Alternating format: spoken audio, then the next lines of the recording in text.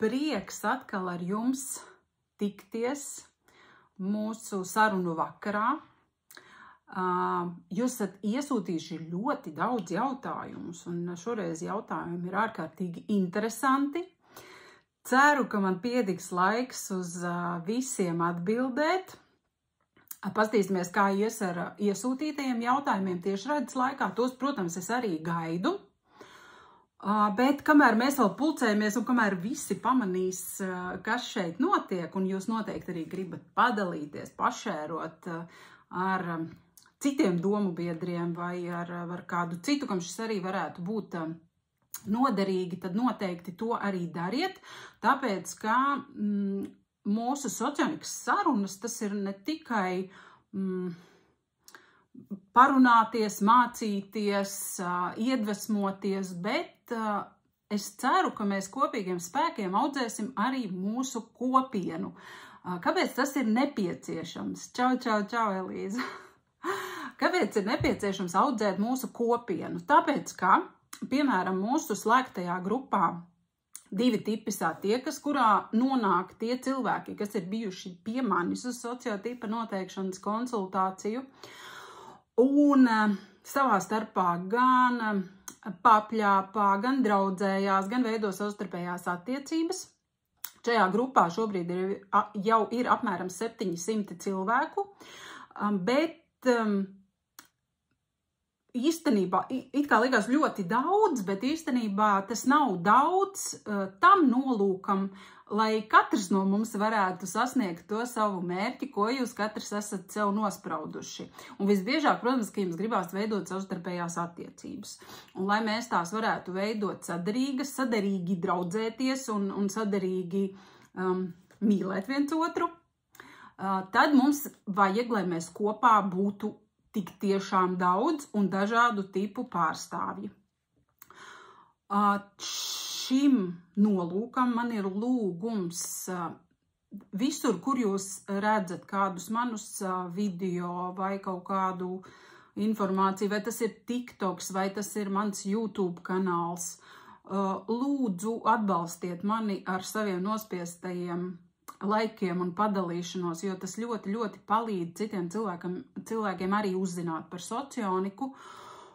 Un tādā veidā mēs kļūstam vairāk. Ar to kļūst interesantākas visas mūsu kopā sanākšanas reizes, gan tipu ballītes, gan tipošanas vakari, gan arī mācības. Un šodien man radās vienkārši, man liekas, ģeniāla ideja, kāpēc es nebiju iedomājusies par to ātrāk. Es to vēl neesmu izdarījusi, bet es ceru, ka Elīza man palīdzēs šajā jautājumā.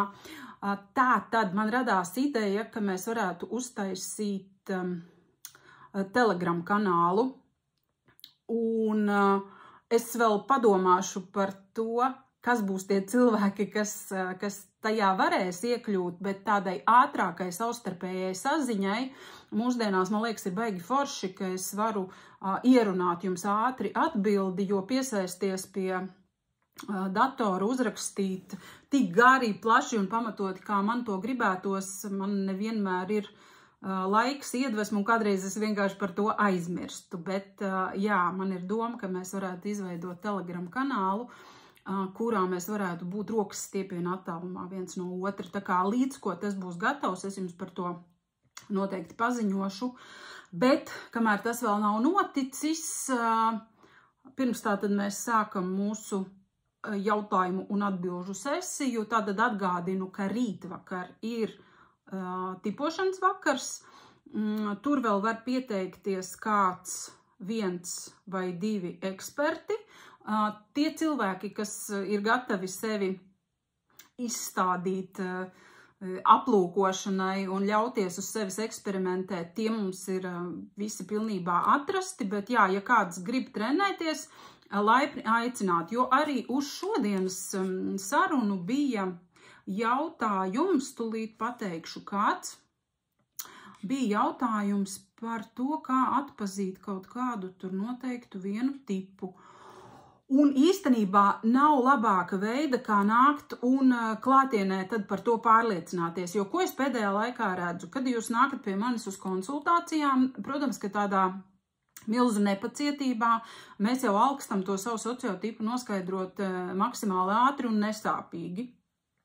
Tāpēc cilvēki pilda testus, un tas, protams, arī nav nekas slikts, bet visbiežāk ar tiem testiem tie rezultāti sanāk ļoti interesanti. Un kas ir pats interesantākais, cilvēks izpilda testu, viņš lasa aprakstu, viņam tur viss patīk, viņš saka, 100 punkti, tas ir par mani, tas tik ļoti man atbilst, ka vispār šaubu nav nekādu. Bet sarunas laikā, jau konsultācijā noskaidrojās, ka tas tips ir pavisam cits. Un ne jau, ka tas būtu kaut kas slikts vai šausminošs, bet vienkārši, lai izveidotu sadrīgas attiecības un lai iegūtu atbildes uz tiem jautājumiem, kas tieši tev ir svarīgas, tā kā sevi labāk saprast, atrast to dzīves nodarbošanos, tad ir ļoti, ļoti svarīgi to tipu noteikt pareizi, lai pēc tam visas lietas sastājās tādā loģiskā kārtībā un sistēmā, jo mana pieredze rāda, ka nav izņēmumu socionikā. Viss strādā brīnišķīgi, lieliski, lai neteiktu perfekti, tad, kad viss ir pareizi saprasts, kad tips ir pareizi noskaidrots ne tikai sev, bet arī mums apkārt esošiem cilvēkiem, kam tas ir būtiski, tad socionika strādā un iedod jums risinājumus un īstās atbildes un galvenais atvieglojumu sajūtu. Ir foršāk, vieglāk dzīvot, tad, kad tu dabū tādu normālības certifikātu pats par sevi. Un tieši tā iemesla dēļ arī nevajadzētu tā baigi paļauties uz tiem testa rezultātiem, bet nākat mācaties, apgūstat metodes, kā analizēt tos citus cilvēkus, un tieši to mēs rītvakar arī darīsim. Rītā tipošanas vakars, Abulas ielā 2. Tur šis pasākums notiks, tā kā, ja kādam vēl ir pēdējā brīža iedvesma un apgaismība nākus, ka tas ir vajadzīgs, tad laipni aicināti. Gaidīšu. Tātad, tagad ķeramies klāt pie jūsu jautājumiem. Protams, mūžīgā svarīgā attiecību tēma, tāpēc to jūsu jautājumu arī par attiecībām ir daudz. Tūlīt es sāku skatīties, kādā secībā es gribētu viņus jums stāstīt. Protams, ja šīs sarunas laikā jums rodās kaut kādu papildus jautājumu, rakstiet, es centīšos izsekot līdzi. Lūk, tad sāksim ar šo. Ja zinu savu sociotipu, bet vīrs nav pārliecināts par savējo, vai vadoties pēc attiecību apraksta un pēc tā, kādas ir mūsu attiecības, var mēģināt saprast, kāds viņam tips un kāds ir attiecību tips. Jā, šādi var darīt.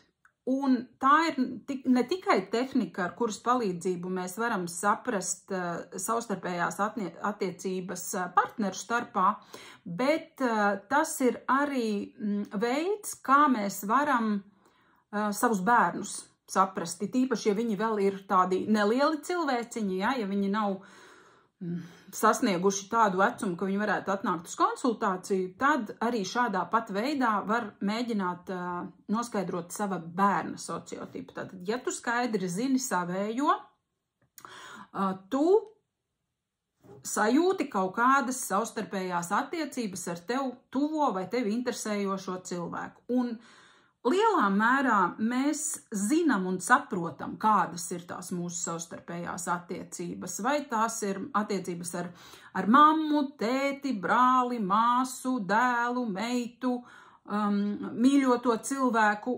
Mums ir kaut kāds viedoklis par to, kādas ir mūsu attiecības, vismaz tādā kontekstā, ka tas ir labas attiecības, sliktas attiecības, vieglas attiecības, sarežģītas attiecības, patīkamas, tāda, kur ir savstarpējā vilkme, tāda, kur varbūt nav savstarpējā vilkme. Un tad, ja jūs paskatīsieties tajā sociotipu sadarības tabulā, tur, kur ir tipu savstarpējās attiecības, tur ir ar dažādām krāsām izcelts un tā kā arī parādīts, kuras ir komfortablas attiecības un kuras nē. Un tātad, ja tu, piemēram, saproti, ka tev ar tavu vīru ir normālas savstarpējās attiecības, tad visticamāk tu viņu vari meklēt tajās, tā kā vidusdaļā, ja? Ne tur, kur ir ļoti, ļoti labas attiecības, un arī ne tur, kur ir ļoti, ļoti sliktas attiecības. Un tādā veidā, ejot cauri attiecību aprakstiem, var nonākt pie interesējošā rezultāta. Tā kā tā arī ir viena no metodēm, bet, kā es visu laiku atgādinu un uzsvaru, esiet prātīgi ar to pašdarbību un lūdzu nepieņemiet nekādus radikālus risinājumus, tāpēc, ka mēdz notikt tā, ka šķirās arī saderīgi pāri, vienkārši īsti neizprotot viens otru, gaidot un iedomājoties kaut ko no tā otra, ko tas cilvēks nevar sniegt, kaut ko piedēvējot viņa, darbiem, jā, piemēram, viņš tā dara, tāpēc, ka ir greizsirdīgs, vai viņš tā dara, tāpēc, ka ir ļoti piekasīgs vai prasīgs. Dažkārt vajag vienkārši tā kā dabūt lietošanas instrukciju tam cilvēkam. Sev pirmām kārtām dabūt lietošanas instrukciju un otram dabūt lietošanas instrukciju. Un arī tād ļoti daudzas lietas savstarpējās attiecībās var sakārtot un nebūt nav uzreiz jāmetās riņķī uz papēža un jāiet meklēt kaut kādas tur izslavētās duālās attiecības, kuras neviens nekad dzīvē nav redzējis un īsti nesaprot, ko tad tas viss vispār nozīmē. Lūk, tāpēc, darbojamies, skaidrojam tipu un arī tādā veidā caur attiecību veida atrašanu sava partnera sociotipu var noskaidrot. Tā tik tiešām ir. Tālāk. Pastāsti lūdzu vairāk, cik nozīmīgi ir izskatīties atbilstoši savam tipam, lai piesaistītu sava duālā uzmanību. Tātad tiem, kas varbūt nav lietas kursā, kas tas par tādu duālo. Tātad duālās attiecības, tas ir tāds attiecību veids, kas socionikā tiek uzskatīts par viskomfortablāko un vispiemērotāko tieši ģimenes dzīvei un tādām vieglām, relaksējošām savstarpējām attiecībām. Lieta tāda, ka ne jau visi cilvēki zina socioniku. Un tad es teiktu tā, ka ir tā kā koks ar diviem galiem. Ja mēs ņemam vērā, ka lielākā daļa cilvēku, kas grib iepazīties kaut kādā attiecību tur portālā vai Tinderī, otrā pusē vai kur nu to dara, tur lielākā daļa, protams, ir to cilvēku, kas nekad dzīvē neko nav dzirdējuši par socioniku, ne par kādiem tipiem, ne par kādām sadarībām. Tāpēc visticamāk lielākoties cilvēki savas izvēles izdarīs, balstoties uz tādu ļoti primitīvu lietu, kā ārējais izskats, vizuālā patikšana. Nekas oriģināls, tā tas ir, un piemēram, tas pats Tinders, viņš jau tā kā tieši tā arī ir būvēts, ja, tur ir fotogrāfija, un pēc tās tu arī ļoti ātri izdari savu izvēli, vai tev tas cilvēks vizuāli patīk vai nepatīk, simpatizē vai nesimpatizē. Tad es teiktu, ja mēs ar šādu pieņēmumu ejam tajā attiecību pasaulē, tad labāk tomēr ir domāt par tās zivs piesaistīšanu. Ja? Ir tāds makšķernieku teiciens, ka ja tu gribi noķert zivi, tad tev ir jādomā par to, kas garšo zivi. Nevis kas tev varētu garšot. Ja? Ja mēs gribam to cilvēku uz tā āķa dabūt, mums sevi ir jāpārdod. Un jāiepako smukā iepakojumā un jāpacenšās, nekā oriģināli, ja? Bet, ja mēs domājam, ka mēs tieši iepazīšanās portālā varētu satikt tādu cilvēku, kurš ir iespējams bijis uz konsultāciju, vai mācījies socioniku, vai zina konkrēti, ko viņš meklē, tad, protams, labāk ir sevi pozicionēt, tādu īstu un patiesu. Bet, lai mēs palielinātu tās savas iespējas, man šķiet, ka tomēr gudrāk būtu iegūt lielāku aptveri, ja? Tātad iepatikties vai tikt uzrunātai vai uzrunātam no vairākiem cilvēkiem, un tāpēc druscītiņi tā kā pacensties sevi, tā foršāk pasniegt, tā es teiktu, bet arī neko tēlot, protams, no sevis nevajag izlikties par kādu citu, bet vienkārši censties izdarīt tā, lai tā tava fotogrāfija būtu tāda, kur tas acu skatiens cilvēkam aizķerās, vismaz tik daudz, lai jums tas kontaktiņš kaut kāds izveidotos, tas pirmais un sākotnējais. Bet man personīgi šķiet, ka lielākā daļa cilvēku sevi rāda tādi, kādi viņi ir. Vismaz tas ir tas, ko es redzu pie iespējas, tad, kad es tieku kādam to Tinderi pašķirot, man šķiet, ka tur ļoti maz ir tādu cilvēku, kas tiešām ir ārkārtīgi centušies un grib sevi parādīt īpaši labā gaismā. Lielākoties tomēr liela daļa cilvēku ir tādi, kādi viņi ir.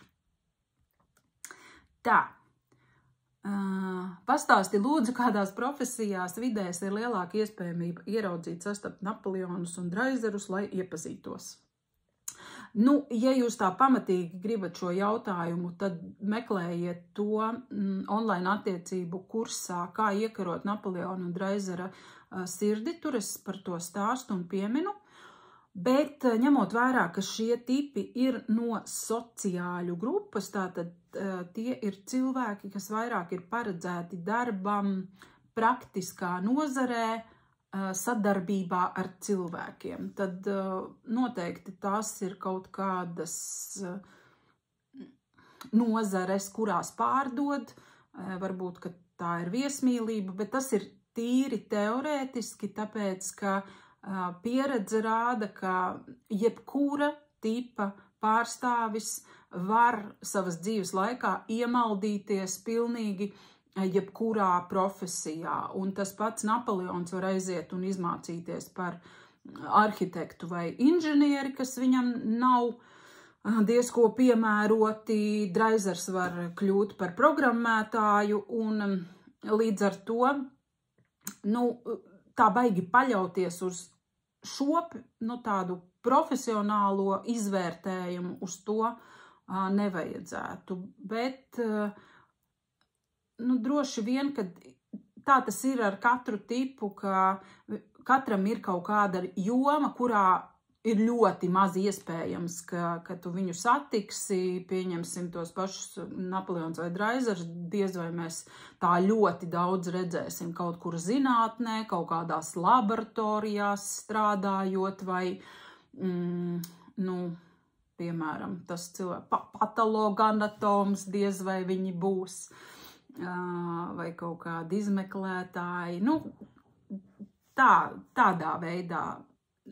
Mēs mēģināt šo varam, bet tas, ka kādam cilvēkam pēc tipa pienāktos būt kaut kādā noteiktā nozarē, tas vispār nemaz nenozīmē, ka viņš tur arī būs un tur jūs viņu sastapsiet. Un arī pretēji, ja es teikšu, mēģini iepazīties ar visiem pārdevējiem un noteikti tu satiksi savu Dreizeru vai savu Napoleonu, visticamāk arī šajā profesijā jūs tieši tāpat satiksiet visdažādāko tipu pārstāvjus, tos pašus Balzakus un Robespierus ieskaitot. Tā kā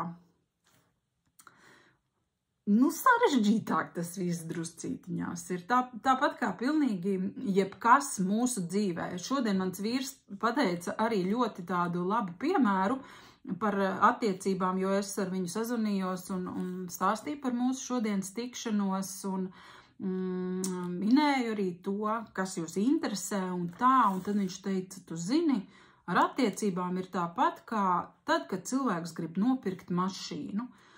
Un lielākoties mēs visi to mašīnu gribam, lai viņa ir laba, lai viņa ir kvalitatīva, lai viņa nebūtu kaut kur slīkusi, bijusi sasista, vai viņai ir pagriezts atpakaļ tas te kilometrāžas rādītājs. Mēs visi gribam dabūt kaut kādu labu ķērienu, bet, lai pie tā labā tiktu, savā ziņā mums ir vai nu vajadzīgs kāds profesionāls, kas mums palīdz to labo izvēli mašīnas jautājumā izdarīt, vai nu mums ir jāsēžās pašiem pie kaut kādas informācijas apgūšanas, meklēšanas, studēšanas, vai tur ir kaut kādi apskati par mašīnām, YouTube'ā kaut ko skatīt, iet pie kaut kādiem, nezinu, servisā ar kādu aprunāties un pajautāt, kur ir mašīna, kurai ir labākie reitingi, ja, ar kuru nav problemātiski tikt galā, kur ir tā mašīna, kur visbiežāk slimo ar kaut kādām kaitēm, un es noteikti iegrābšos. Tā kā šeit attiecībās ir precīzi tas pats, jo kaut kādā brīdī iespējams liekas, ka mēs vienkārši gribam, lai mums ir attiecības, lūdzu, kaut man būtu attiecības, es gribu, lai man ir cilvēks, es viņu mīlēšu, un es rūpēšos, un es radīšu mājīguma sajūtu, un viss mums būs tik skaisti, un mums viss būs tik forši, tikai lūdzu, kaut es vispār satiktu kaut kādu cilvēku, ar kuru man tāda iespēja būtu. Un tad, kad jums tas, tā teikt, visums to cilvēku atsūta, vai pareizāk sakot, tad, kad jūs paķerat to pirmo, ja, tad, kad tu izvēlies mašīnu autoplacī, vienkārši aizbraucot un paskatoties, man patīk šitais modelis, šitā krāsa, un pasties, cik smuki nopulēta, un cena vēl ļoti laba, un ka mēs neiedziļinamies tajās iekšās, tad pēc tam mēs braucam vai dzīvojam ar to, ko jau mēs katrs pats esam izvēlējušies. Tā kā lai arī kur mēs skatītos visur dzīvē, tās izvēles izdarīt, nav viegli un vienkārši. Kādam varbūt arī aiziet uz lielveikalu un ikdienas produktus izvēlēties ir sarežģīti. Kur vēl runājot par cilvēku, ar kuru mēs gribam dalīt savas dzīves skaistākos mirkļus. Tā kā iespringstam, mīļie, iespringstam, diemžēl, ja, viss tā pats no sevis nenotiek.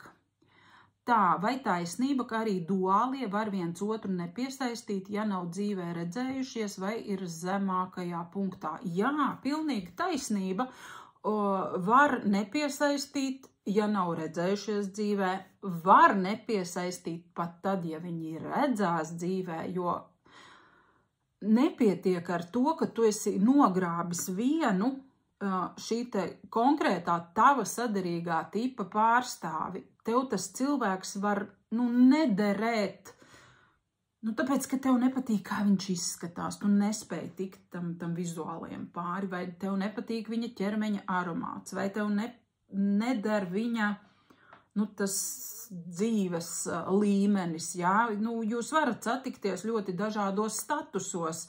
Meitene var būt tur, nezinu, bankas direktore, un viņas ļoti, ļoti sadarīgais čalis var būt, nezinu, kapracis, atkal man kaut kādi tie melnie piemēri. Tikai nāk prātā, tā var būt, un tad ko jūs kopā, cik tālu jūs varat būt viens otram interesanti. Tāds var būt, un arī tas, ja ir dzīves zemākajā punktā, arī tā var būt. Jā, tas var būt, mums var nepatikt tas mūsu sadarīgais duālais, mums viņš var nepatikt pēc apraksta, mums viņš var nepatikt tad, kad mēs viņu redzam kaut kādā intervijā, vai zinām par kaut kādu slavenību, kurš varētu būt tāda paša tipa pārstāvs, tas viss tā var būt. Bet uz jebkuru sadarīgumu mēs varam trenēties. Mēs varam trenēties, sajust un saprast, kāpēc mums der tāda tipa cilvēks. Jo mums jau var nerasties savstarpējas tādas tāda seksuāla pievilkšanās, ja viņa var nebūt, bet mums var izveidoties ļoti foršas, draudzīgas attiecības. Mēs varam būt viens otram kā kaut kāds atbalsta punkts, dalīties ar kaut ko, varbūt iedvesmoties, varbūt iegūt padomu vienam no otra, tā kā arī tā var būt, jā, bet tā var būt, kad tā partneru attiecībām tas sadarīgais var nepatikt. Tā, labi, lasu tālāk iesūtītos jautājumus. Kas Žukova partneru attiecībās ar Huxleyu ir tik briesmīgs, ka padara tās par super ego attiecībām? Atbildu šo jautājumu ir tāda, jebkurš attiecību veids rodas no tā, kā miedarbojas šo divu tipu psihes modeļi. Man, diemžēl, nesanāca laiks tagad uzzīmēt tos modeļus priekš sevis, lai es saprastu un ieraudzītu, kur tieši ir tā nesaderība. Tās nav nesaderīgas attiecības, tāpēc, ka tā ir uzrakstīts aprakstā vai tām ir piešķirts tāds nosaukums.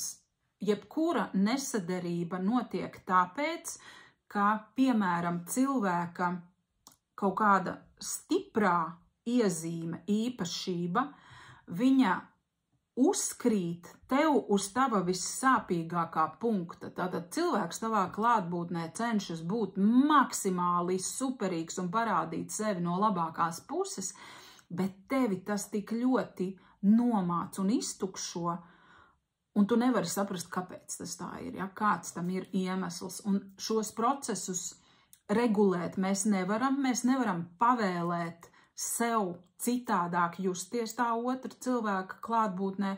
Un parasti šo mēs saucam kaut kā, kā tik nesauc, ja šitais man izsūc visus spēkus, tas jau tur ir enerģetiskais vampīrs, šitas ir narcis, šitas ir psihopāts, vai visas šīs te fantastiskās lietas, ko mēs mēģinam piedēvēt kaut kādam cilvēkam un nosaukt kaut tā kā atrast attaisnojumu, kāpēc es ar viņu kopā tik ļoti slikti jūtos, tas ir tikai tā iemesla dēļ, ka tie mūsu psihes puzles gabaliņi ļoti sāpīgi viens gar otru rīvējās.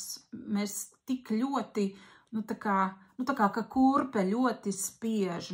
Kāpēc tas tā ir nosaukts, ka kurpe spiež un kāpēc viņa uzberš tulznas? Ne jau tāpēc, ka kurpe gribētu uzberst tulznu, vai tāpēc, ka tā kāja speciāli tagad dara visu iespējamo, lai neievietotos tai kurpē. Tā vienkārši ir, šāda ir sanākusi tā kombinācija. Un tāpēc tas tā saucas, ja, bet tur nav tā, ka kāds kādam kaut ko speciāli ir nodarījis pāri, tas vienkārši izriet no tā, kā iedarbojas divi psihes modeļi. Un, lai mēs izskatītu konkrētās attiecības, tad ir vienkārši jāuzzīmē blakus divi šie te modeļi un jāpaskatās, kā kura iezīme tur iedarbojas. Tā, šo bieži vien var ļoti labi sajust uz sevis, ja ir ļoti konfliktējošs tips pretī, rodas konkrēta sajūta ķermenī, ka nepatīk, kaitina pat bez redzama iemesla. Jā, tā tas ir. Man, diemžēl, arī tā mēdz gadīties arī ar ļoti tuviem cilvēkiem, kas samaitājas garstāvoklis. Vienkārši samaitājas garstāvoklis tam cilvēkam blakus, un ne viņš kaut ko ir darījis, ne es kaut kā esmu īpaši tur uzprasījusies, bet kaut kā viss noplok, jā, visi labie nodomi, viņi kaut kur izšķākst kaut kādās tādās psihes mijiedarbībās, par kurām mums, diemžēl, nav teikšana. Kāpēc nav teikšana? Jautājiet dabai, tā viņi ir iekārtojusi. Nezinu, kāpēc. Tā, vai tā var būt, ka tava duālā apraksts šķiet nedaudz biedējošs, pārāk svešs, bet aktivācijas tipa, daudz pazīstamāks, drošāks un it kā gribas, tāpēc pat vairāk sastapt aktivācijas tipu, ne duālo. Jā, tā tas var būt. Jo visbiežāk, kur ir tā pievilcība? Pievilcība ir tajā, ka aktivācijas attiecībās abi divi partneri ir vai nu introverti vai nu ekstraverti. Un tas liekas pazīstami un saprotami, jo, piemēram, ja ekstravertais tips grib to savu saderīgo, skaidrs, ka viņam pienākās tas introvertais tips kā pretstats. Ja? Viena no iezīmēm ir tā introversija. Un ļoti bieži introverties atraucās par to, ka ārprāts, bet tad jau tam manam saderīgajam introvertam būs maz enerģijas, viņš tikai gulēs dīvānā, neko viņš no dzīves negribēs, nekustēsies, un kā es tāds aktīvs cilvēks atkal tur sevi ierobežošu un tā. Bet, un savukārt introvertajam atkal liekas, ka viņam tas otrs introvertais, labāk dara. Jā, līdz ar to ekstravertie tipi saka, nē, es gribu, lai man ir otrs ekstraverts blakus, jo tad mēs abi divi tādi fiksie būsim.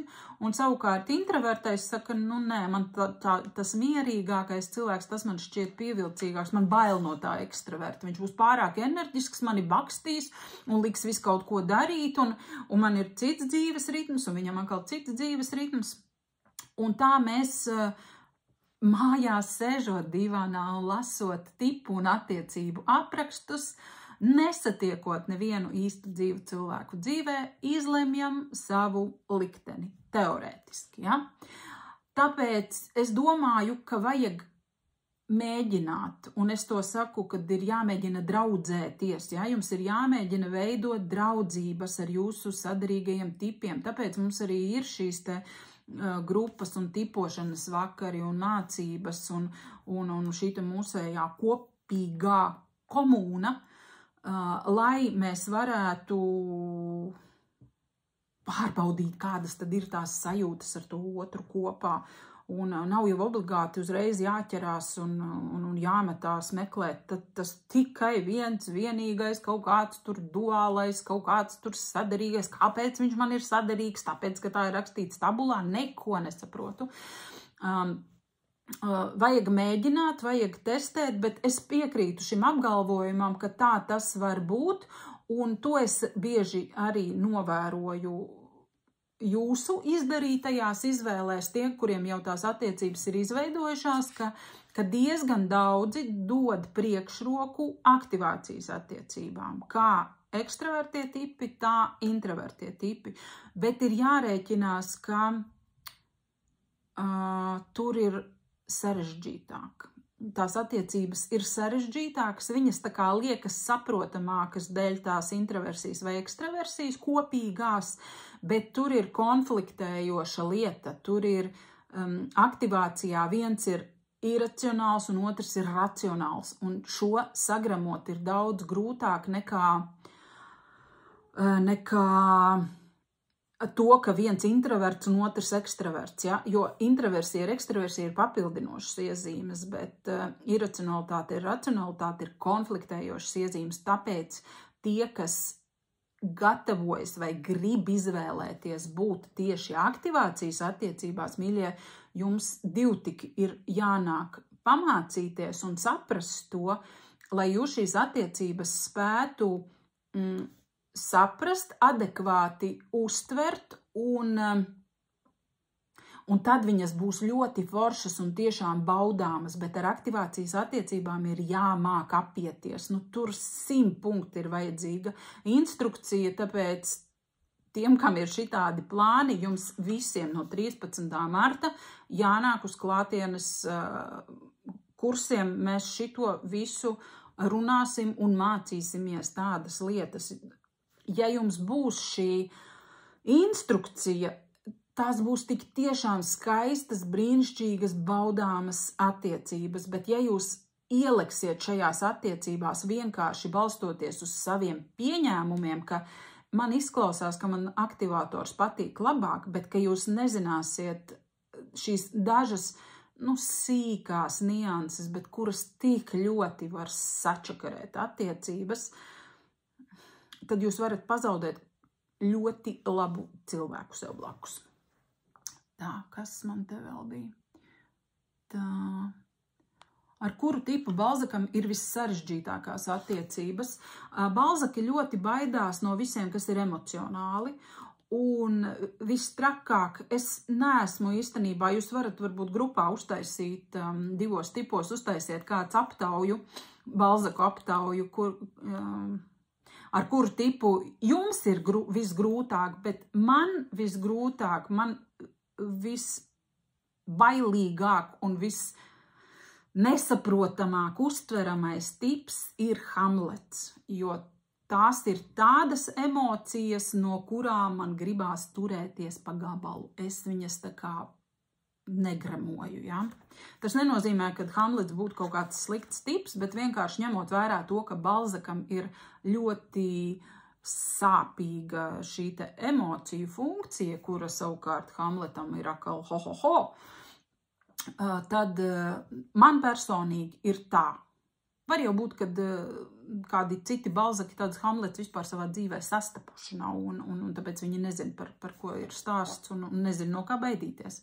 Bet jā, tātad biedējošākie šķiet emocionālie tipi, un tas ir arī savā ziņā viens no iemesliem, kāpēc ne tikai Balzaks, bet jebkurš loģiskais tips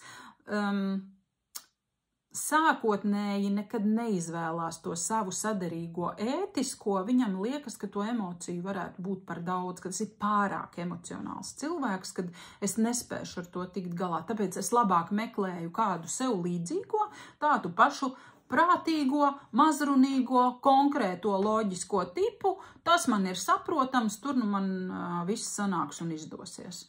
Tā kā arī tādas nianses, kas jums ir jāzina uzsākot un veidojot attiecības. Tā, Santa saka, man iepazīstot socioniku izdevās saprast, kāpēc viens cilvēks spēja mani nokaitināt uz 1, 2, 3, izrādās man konfliktējošais tips. Un labs cilvēks ar labu izglītību un amatu, bet tracina.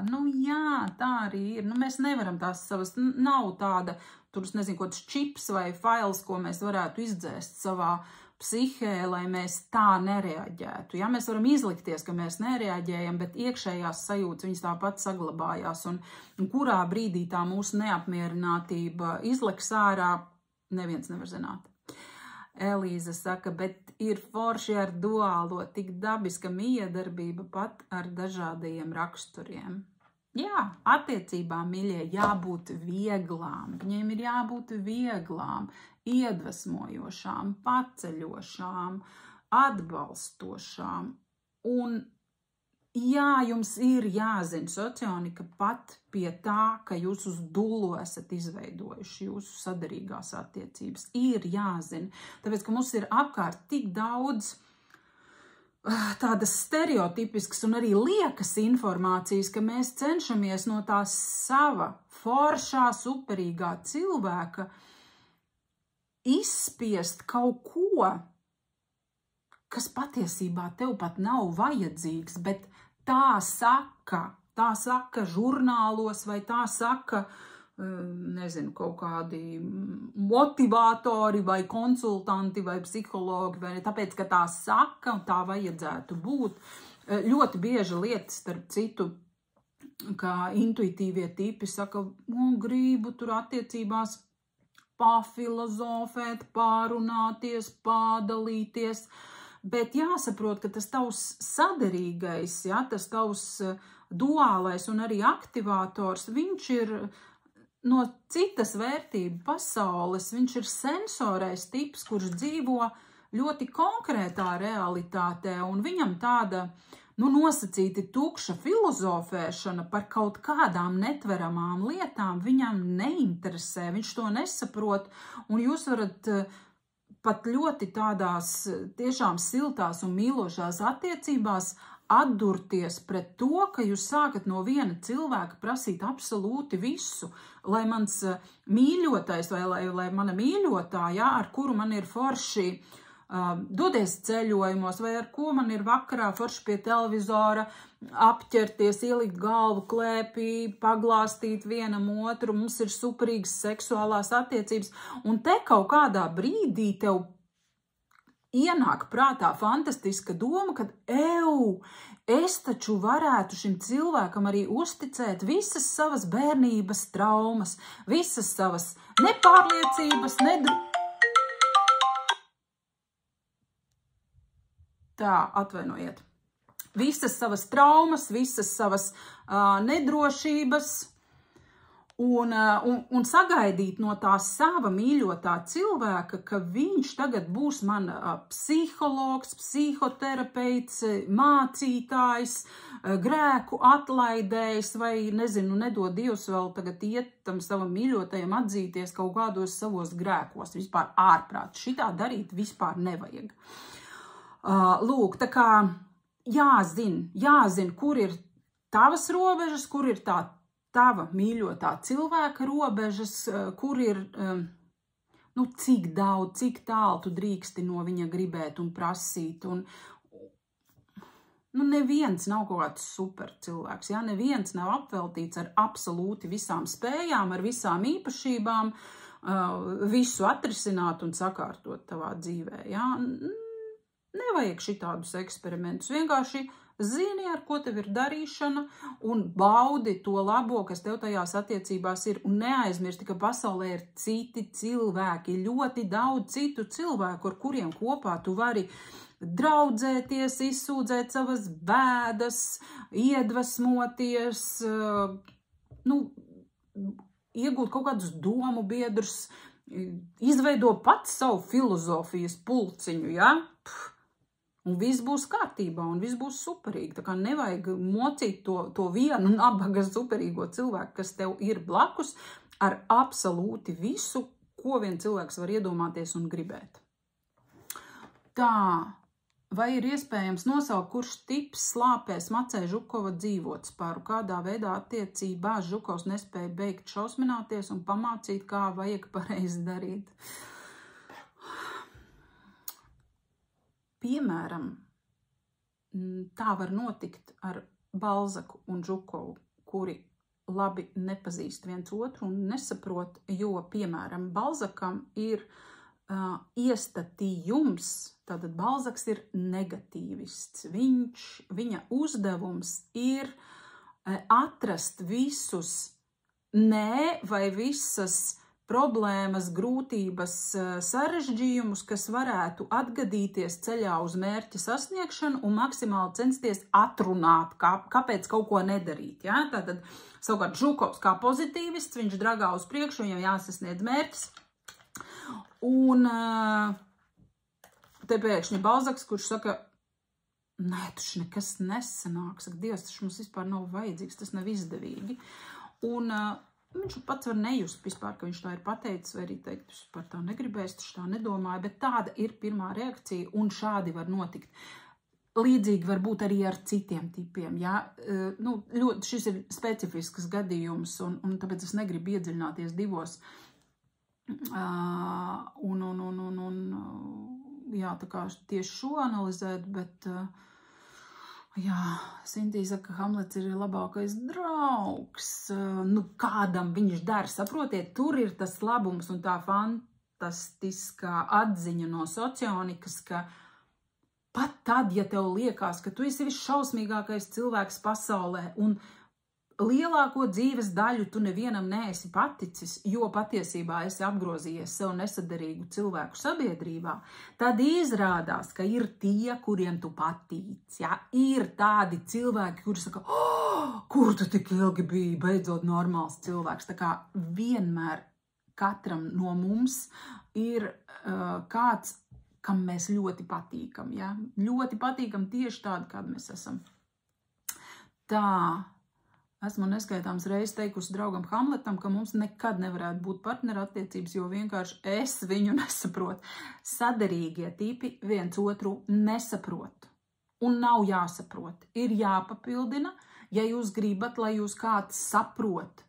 Saprašanai ir jāmeklē tāda paša tipa cilvēks. Tātad, ja tu gribi pasūdzēties vai pažēloties par kaut ko, ka tevi nesaprot, vai tevi neatbalsta, vai tevi kritizē, vai tu tos citus nevari saprast, kas ar viņiem ir. Meklē otru tādu pašu kā tu, viņš tevi sapratīs. Sadarīgais nesaprot. Sadarīgais redz dzīvi, attiecības, pasauli pilnīgi no otras puses un nebūs ar saprašanās, ar sadarīgu. Tādā veidā es tevi saprotu. Tas nenotiek. Tālāk. Kas mums ir tālāk? Kas vizuāli raksturīgs Balzaka sievietei? Kā viņu var vizuāli atpazīt? Par šo es arī runāšu rīt tipošanas vakarā. Šī ir ļoti svarīga tēma, bet ko es esmu laika un pieredzes gaitā sapratusi, ka vizuālās ārējās pazīmes, tas, kā cilvēks ir saģērbies, nezinu, frizūra un tas tēls, kādu viņš par sevi veido, tas var ļoti neatbilst tam, kas viņš ir īstenībā. Ļoti. Protams, ir cilvēki, kuri ir ļoti stereotipiski atbilstoši sava tipa tam tradicionāli pieņemtajam izskatam, bet ir tādi, kas vispār neatbilst. Tā, ka vispār neatbilst ne pēc kāda parametra. Un kāpēc tas tā ir? Tas ir tāpēc, ka sociotips ir informatīvais metabolisms. Tātad tas, kā mēs uztveram, apstrādājam un nododam tālāk informāciju. Jā, šīs informācijas pagarinājums mēdz būt mūsu ārējais izskats, kaut kādas pazīmes,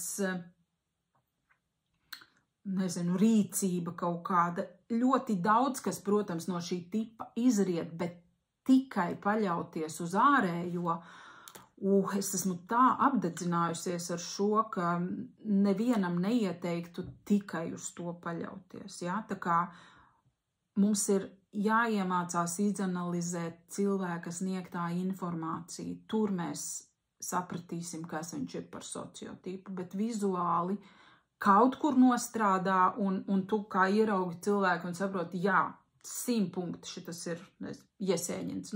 Tas jau uzreiz pa gabalu skaidrs, vai kā vakardien puisis atnāca, tu pagriez galvu, Žukovs, jo tur nāk enerģija un jauda. Un par to sarunas gaitā pēc tam pārliecinies, bet mēdz būt arī pilnīgi vispār ļoti pārsteidzoši. Ļoti pārsteidzoši mēdz būt. Tāpēc arī, mācamies uz tipošanas vakaru mācīties citas tehnikas un metodas, citas darbā ņemt vērā ārējo izskatu, bet uz to nepaļauties. Tā, kā saglabāt kaisli vēl pēc 30 gadu kopdzīves? Tā ir pazudusi. Ko jūs saprotat ar kaisli? Varbūt jums ir pazudusi seksuālā vilkme vienam pret otru. Tā notiek. Lielākoties tā notiek ļoti daudzu cilvēku un pat arī sadarīgu tipu savstarpējās attiecībās. Jāņem vērā arī vecums. Šis nav tikai par sociāliku un tas nav tikai par sadarību. Tas ir par hormoniem, tas ir par stresu, tas ir par nogurumu dzīvē, par visu kaut ko. Un tādas tik tiešām labas, siltas savstarpējās attiecības, viņas jau aizvien papildinās ar vēl visu kaut ko patīkamu, izņemot to kaisles pusi dzīvē, ja? Jebkurās attiecībās ar gadiem seksa paliek mazāk, bet tas nenozīmē, ka attiecības paliek sliktākas. Ir ļoti daudz kā laba arī bez tā seksa.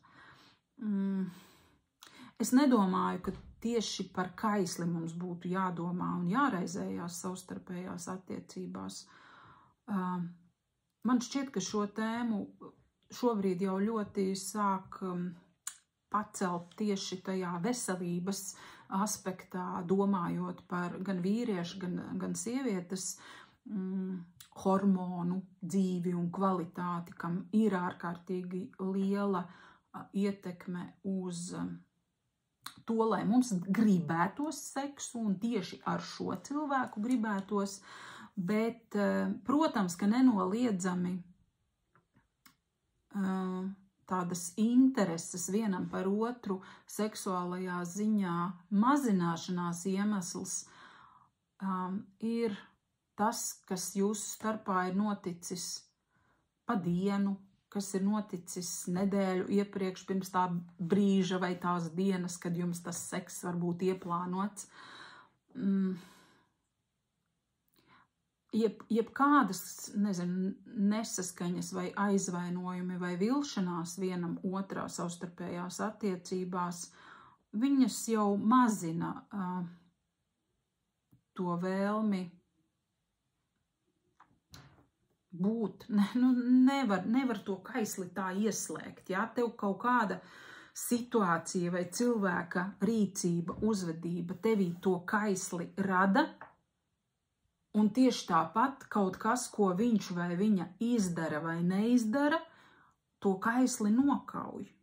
Tā kā tas ir tāds milzīgs kopums. Tur nav vienas receptes, ja aizbrauciet uz viesnīcu, ieiet kopā vannā un padzeriet šampanieti, un jums viss notiks. Nē, tas ir kopums. Tas ir kopums, un es neteiktu, ka tieši kaisli būtu jāatjauno, ja? Nekaisli. Tā, man patika, kā teica Ievādams, priekšspēle sākas tad, kad beidzas iepriekšējā reize. Jā, tieši tā varētu teikt, jo viss, kas starp tām seksa reizēm mūsu starpā ir noticis, tas viss kaut kur uzkrājās, un vai rada vēlēšanos uzlekt otram virsū un kaislīgi skūpstīt un vēl visādas neķītras lietas darīt, vai tieši otrādi, ka tu tā kā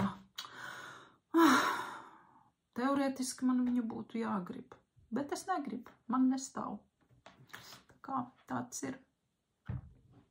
Vai ir plāns arī citās pilsētās taisīt tipošanas lekcijas? Zini, Sintī, tad, kad es pārvākšos uz Madonu, tad es pilnīgi noteikti Madonā taisīšu tipošanas lekcijas, bet es pieļauju, ka šī nebija tā atbilde, kuru tu gribēji dzirdēt. Mīļie, ja ir citās pilsētās cilvēki, kas var saorganizēt tādu pasākumu, ja jūs zinat, ka būs cilvēki, kas gribēs atnākt, piedalīties,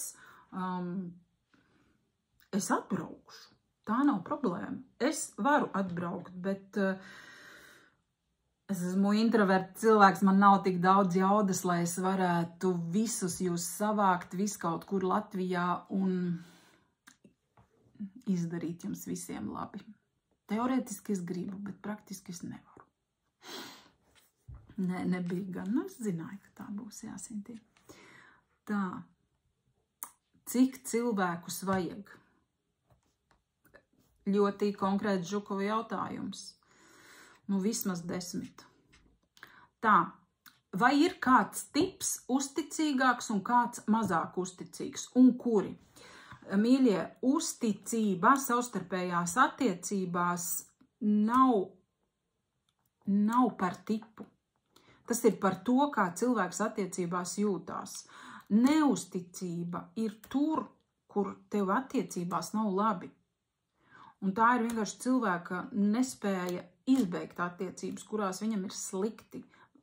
Ir vienkāršāk aiziet to ielāpu vai emocionālo, seksuālo vai vienalga kādu aizlāpīt kaut kur citur, uz brītiņu samierināties ar kaut kādu ātro risinājumu, bet globālu jautājumu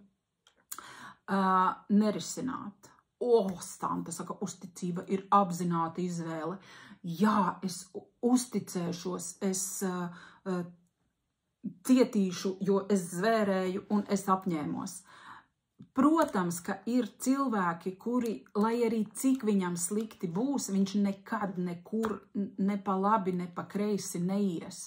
Bet es runāju par to, un tas nav ar tipu saistīts, tas ir saistīts ar konkrēto cilvēku. Tāpēc es nevaru pateikt, nē, šito tipu nesasienies, tāpēc, ka šie tipi ir neusticīgi. Nē, tā tas nav. Tātad tas viss atkarīgs no konkrētā cilvēka, bet es runāju par to, ka ja kāds nav uzticīgs, tad viņš nav uzticīgs, tāpēc, ka viņam kaut kur nav labi. Aiz labas dzīves neviens nekur neiet un nekādas apgrēcīgas lietas savā dzīvē nedara. Krieviski ir tāds teiciens, at dabra dabraņi izšut. Tātad, ja tev ir labi, tad tev ir labi, tad tu neskaties apkārt un nedomā, kur varētu aizšļūkt. Bet ja tev ir slikti, un ja tu esi, tā teikt, cilvēks, kurš nav izdarījis savā dzīvē apzinātu izvēli, tad tā mēdz notikt. Bet tas nav, tā nav tipa iezīme, ja? Tas nav pateicoties kaut kādam tipam, ka kāds būs tagad uzticīgāks un kāds nē. Absolūti nē. Tā, tālāk. Ja es esmu Balzaks, uz ko tomēr koncentrēties? Uz visiem sadarīgajiem vai kā prioritāti likt Napoleonu? Man bija tāds posms, ka es teicu, ka ir jāiet uz maksimumu un jāgrib tikai duālās attiecības, bet man šķiet, ka tas var arī tā...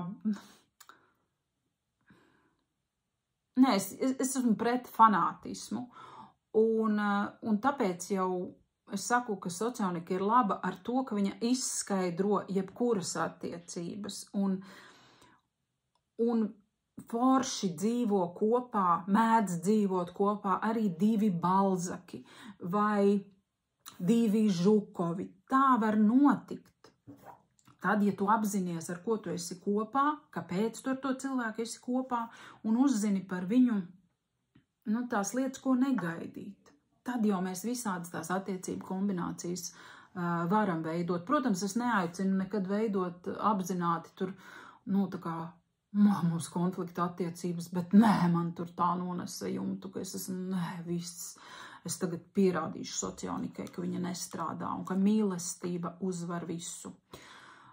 Tā gan nedariet, bet, jo mēs noteikti pēc kāda laika tiksimies. Bet,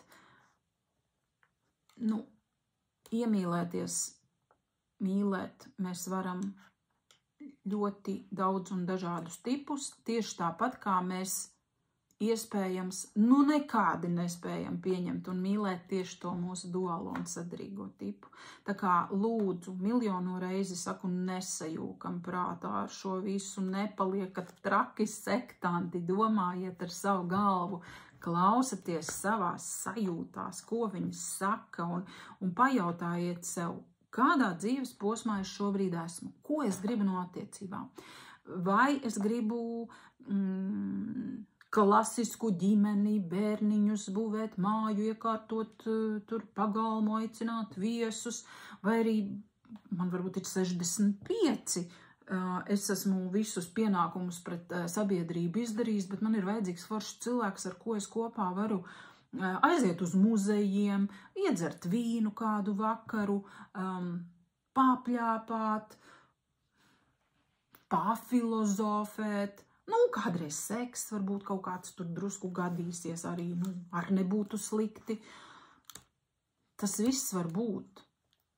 Tā drīkst būt. Vienkārši, tā kā jāzina, ar ko ir darīšana. Tad, kad tu zini, ar ko ir darīšana, tad tu saproti, ir skaidra apzināšanās par to, kas un kā būs, ja? Bez kaut kādām tur fantāzijām un iedomām un citām muļķībām. Tā, kas man te vēl bija. Tā, vai vari lūdzu pakomentēt profesionālas dabas attiecības starp Balzaku un Žukovu? Savstarpējās attiecībās šobrīd jūtamies ļoti labi, tās uzlabojas burtiski ir katru dienu, kādi var būt klupšanas akmeņi šādā sadarbībā. Es īsti tādus ļoti sāpīgus klupšanas akmeņus neredzu, Žukovs var kādu reizi varbūt būt uzstājīgāks, komandējošāks. Balzaks savukārt kādu reizi var būt tā vairāk pabakstāms, jā, paskubināms uz kaut kādām lietām, bet man šķiet, ka darbā tās ir ļoti foršas savstarpējās attiecības. Ja mēs viens par otru zinām visu un saprotam, tad tur nekāda liela problēma nevar būt. Tā. Vai viena sociotipa vājās spējas ir otras sociotipa stiprās spējas? Principā jā, tas, kas manī ir vājš, tas ir mana vissadarīgākā tipa zemapziņas spēcīga funkcija. Zemapziņas spēcīga funkcija. Tātad tavs sadarīgais tips.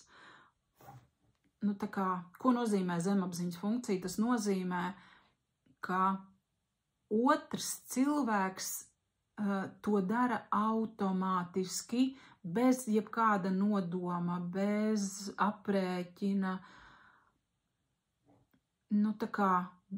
bez vārdiem darbos. Ja? Nevis, kad nāk, tev tur māca un stāsta, tev šeit ir tā, tāpēc, ka tā, tu tā rīkojies, tāpēc, ka tā, īstenībā šādi vajadzētu rīkoties, īstenībā tādi vajadzētu rīkoties.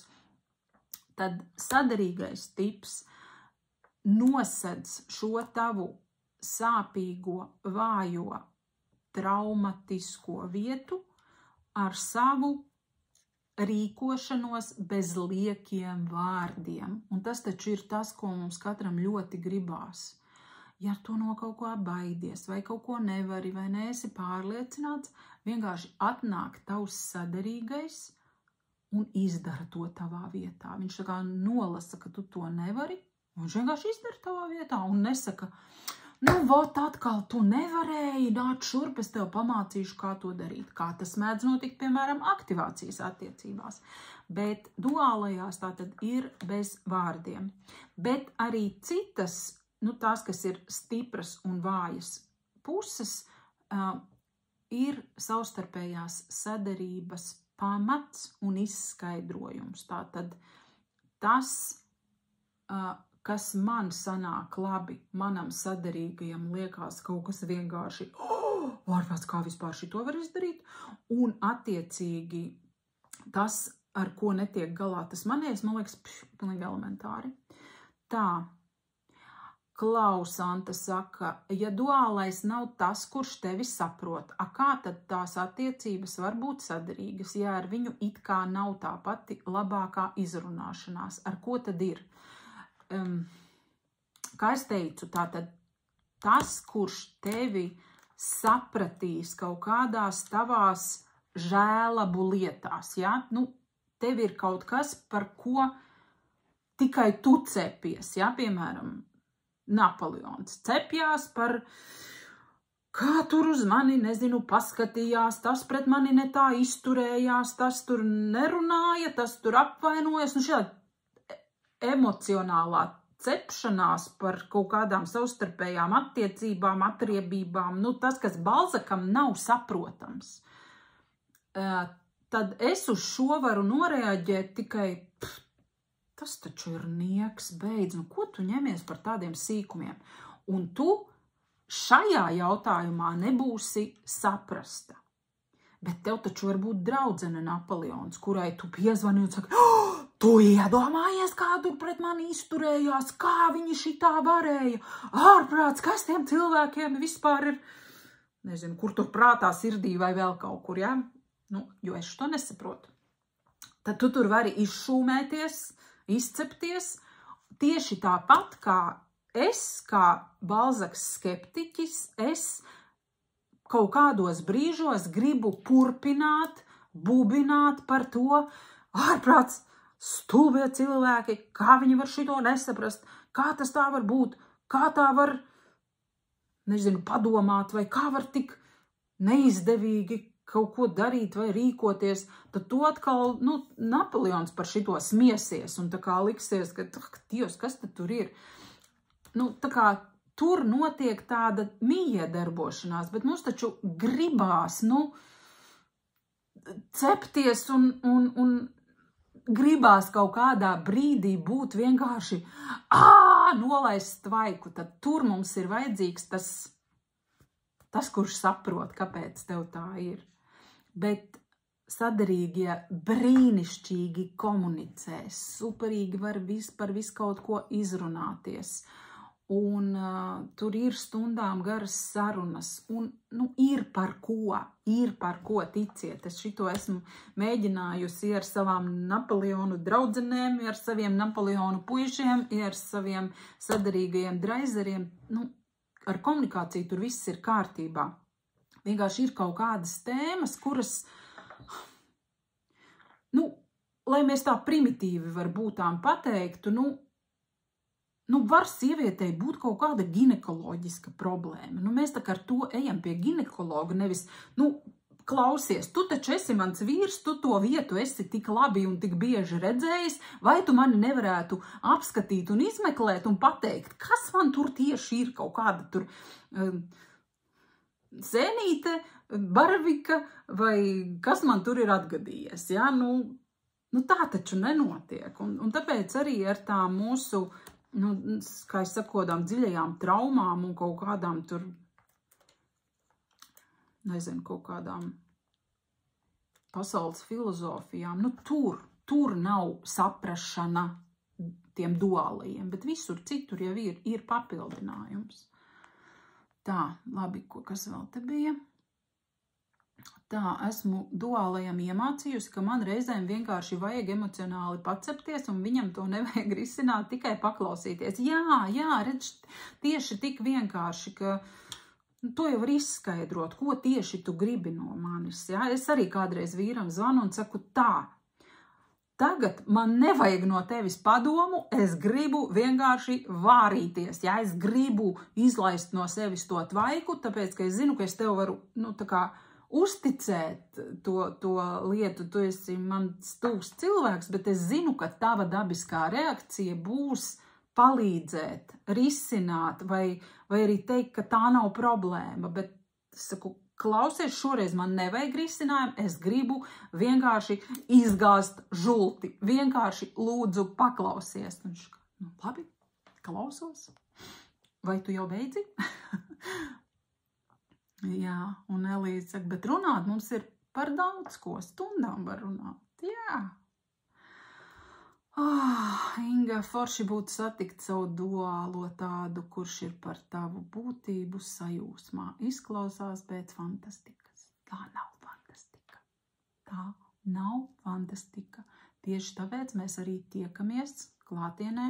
Mēs tiekamies rītvakar, tīpošanas vakarā, 6:30, Abulas 2, vai arī no 13. marta klātienes kursā, arī Abulas 2. Un tur mēs piemērīsim viens otru sev, analizēsim savas sajūtas, visu, ko drīkstēs. Grūti Santai saprast, ka attiecībās cilvēks var pateikt, man ir vajadzīgs laiks būt vienam. Jā, šeit arī ir tā. Ja tu neesi tāds pats kā tas otrs, tad šo saprast ir tik tiešām grūti. Bet jā, mums mēdz būt vajadzība pabūt vienam. Tā, jums jau te pļāpiņas sākās. Labi, mīļie, es esmu beigta. Šodien, tāpēc mēs arī beidzam. Un rītā tiekamies ar tiem, kuriem mēs tiekamies.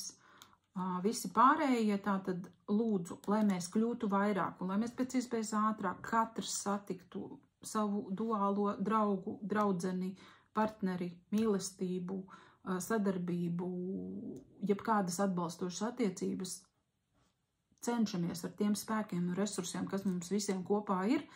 Tātad daloties, laikojot, šērojot, komentējot, TikTokā lūdzu, tie, kas ir, piespiediet kādu podziņu, pašērojiet, pārpublicējiet vai kā nu tur to lietu dara. Tur ir diezgan liela auditorija, kam socionika arī ir jaunums, bet, nu, jā, jo mēs būsim vairāk. Un Telegram kanāls būs, jā, tā kā draudzējamies, izmantojam viens otru vislabākajos un gaišākajos nolūkos. Un es domāju, ka mēs tiksimies mūsu jautājumu un atbilžu vakarā nākamnedēļ pirmdien. Es ieskatīšos savā kalendārā, bet man šobrīd tā liekas, ka tas varētu būt pirmdienas vakars. Tā kā spicējiet zīmuļus, rakstiet jautājumus un turpinam šādā pat brīnišķīgā garā darboties. Atā!